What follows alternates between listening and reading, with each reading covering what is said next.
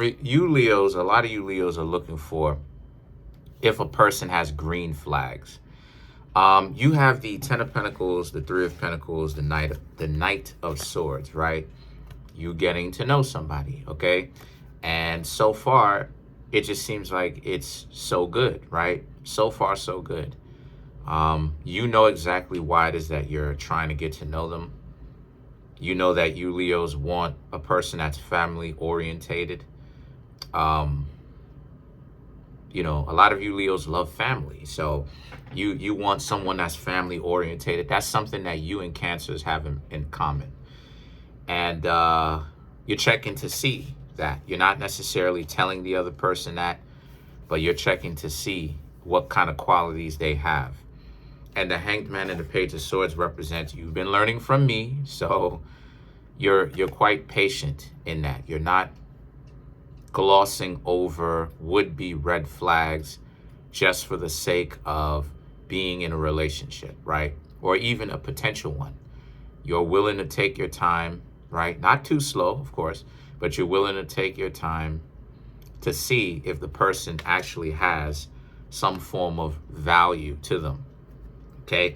And you're trying to see if your own internal values is similar to their internal values. Well, the Page of Swords represents, and so far so good, you know, like it is that I've been saying, they are showing you redeeming qualities, some good things about them, that they are coachable, right? You can work with them.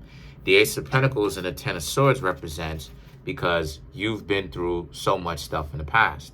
You've been through quite a lot of dysfunctions in the first place, or dysfunctional relationships. So a lot of you Leos are very much so aware of what to watch out for if someone was trying to play you. Now, it's too early to tell because you have the Chariot, okay? Like I said, things are going well. Things are going quite well. It's just that for you, this is very much so about waiting, right? Yes, okay, yes, getting to know them further, but also while you're getting to know them, also you're looking at them, right? Listening to what it is that they have to say and watching what it is that they do. Remember what it is I say over here. You don't just want to listen to what they say. You don't just want to watch what they do. You listen to what they say only, that's misleading. You watch what it is that they do only, that's misleading. You want to listen to what they have to say and then sit back and see if the things that they do match what they say. And if they do, then you know that you can trust the person a little bit more or you can trust the person a little bit longer. If they don't, then it means that you can't necessarily trust them, right? But so the Eight of Pentacles and the Wheel of Fortune is about how as you're getting to know these people further, because I don't necessarily see so far, I could be wrong, I'm going to clarify some of these cards, but I don't necessarily see any kind of red flags. I see green flags where the two of you can really be good with each other, okay?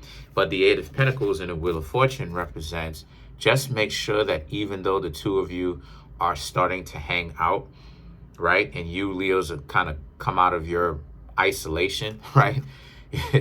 your own isolation, being the hermit yourselves. Just make sure that, you know, you don't spend too much time watching only what they do, just as much as you don't spend too much time having too much fun. You want to have fun as well as you want to be able to watch what they do moderately, okay?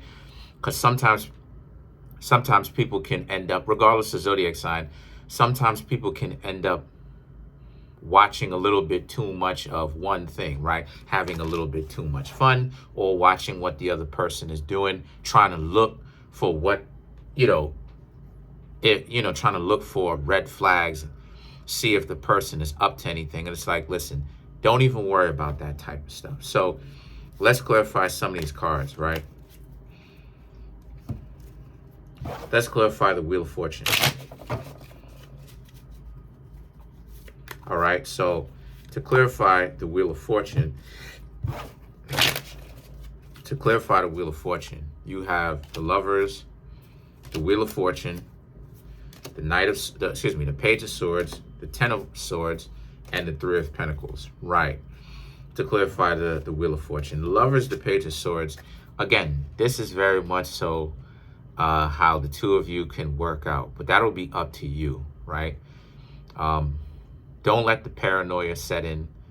Yes, pay attention to what they're doing, but not so much, right? You have to find that place where it's a good mixture of the two, okay? That way you still have fun, and at the same time, you're not being caught off guard to if this person starts wilding out and starts acting brand new. Now all of a sudden you don't know where this came from, right? Just be attentive, just watch, you know. And then the Ten of Swords and the Three of Pentacles represent, you know, just kind of watch out for the things that you're paranoid about, because the Ten of Swords can represent you need to watch out, and because you already have the Ten of Swords, so you just need to watch out to make sure that you're not in a position where you're bringing in your own nonsense into the situation, and then now it looks like you're the problem, right? Three of Pentacles, you want to remain solid. You want to have a good social life, so make sure that you're socializing with your friends. Make sure you have, you know, you can spend time by yourself. Make sure that the paranoia, make sure that the feelings of inadequacy don't start settling in, okay, like they did in the past relationships, or when people treated you like trash in the past, because then you will be the person where those people that you're dating will start to look at you like something wrong with you, and they may end up leaving you. So just pay attention to that type of stuff, right? You don't want to waste so much time. You know, I ain't gonna say waste so much time, but you don't want to be in a situation where you're talking to people only for it to be a complete waste of your time. So that's it. Peace.